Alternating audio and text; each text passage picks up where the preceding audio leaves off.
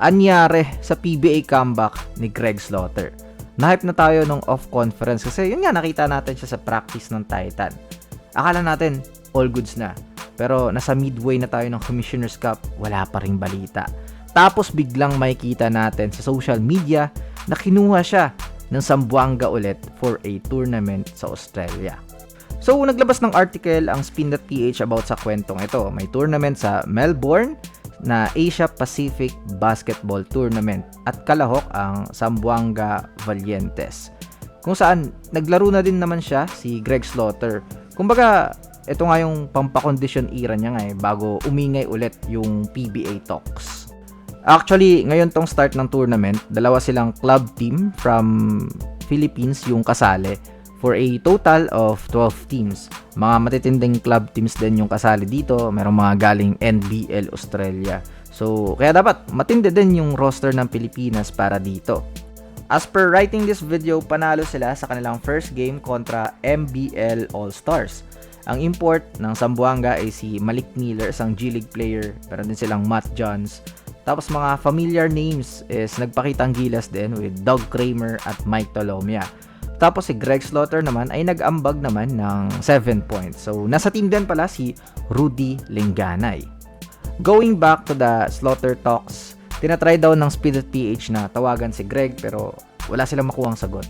Pero nakakuha sila from the team owner ng Zamboanga na tumawag siya kay Greg if meron siyang PBA contract. Then sabi ni Greg, wala naman daw. So, ayun, kinuha siya ng Zamboanga kasi libre ka naman, di ba? Nilinaw din ng team owner na wala siyang balak na makialam or sirain or pigilan yung PBA comeback ni Greg. Ang nangyari lang is wala naman daw contract Parang continuation lang nung kanilang Dubai tournament.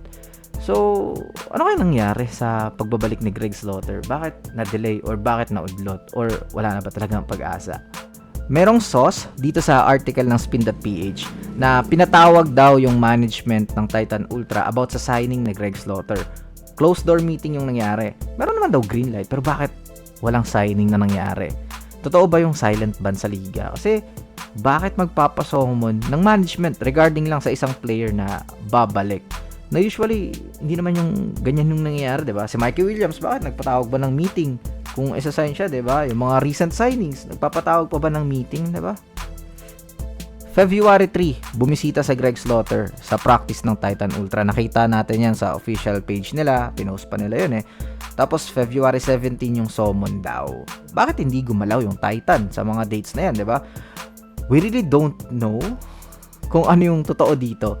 Si Greg na lang dapat yung magsalita talaga Kasi para sa team owner naman ng Zamboanga is kakausapin niya si Greg na kumbinsihin na ituloy pa rin yung PBA comeback after ng tournament sa Australia.